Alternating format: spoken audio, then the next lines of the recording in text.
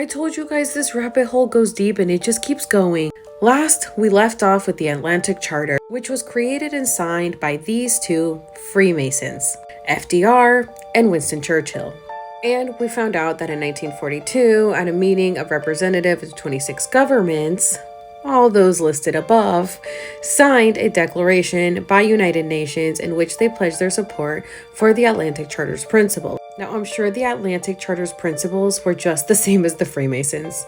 Now, here we see the purpose and the main points. The 8 major points of the document focus on territorial rights, freedom of self-determination, economic issues, disarmament, and ethical goals, including the freedom of the seas and the determination to work for a world free of want and fear. Is that so? The Atlantic Charter was created to show solidarity between the United States and the United Kingdom in the face of German aggression. It served to improve morale and was actually turned into leaflets, which were airdropped over occupied territories. The 8 main points of the charter were very simple. Here you can read them below. 4 and 5, pause to read, but 5 really stood out. They desired to bring out the fullest collaboration between all nations in economic field with the object of securing for all improved labor standards, economic advancement, and social security. And here's the rest of them.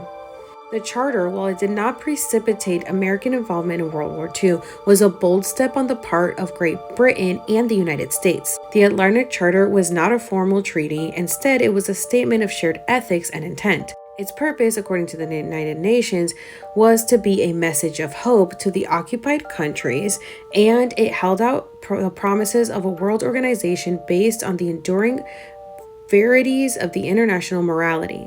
In this, the treaty was successful. It provided Allied forces with moral support while also sending powerful message to the Axis powers. In addition, the Allied nations agreed to the principles of the Atlantic Charter, thus establishing a commonality of purpose. The Atlantic Charter was a significant first step toward the United Nations, and it was perceived by the Axis powers as the beginning of the United States and Great Britain's alliance. This had impact of strengthening the materialistic government in Japan. Although the Atlantic Charter pledged no military support for the war in Europe, it had the impact of signaling the United States as a major player on the world stage. Interesting, we've got the world stage again. This was a position that the United States would firmly hold after World War II in its efforts to rebuild a war-torn Europe.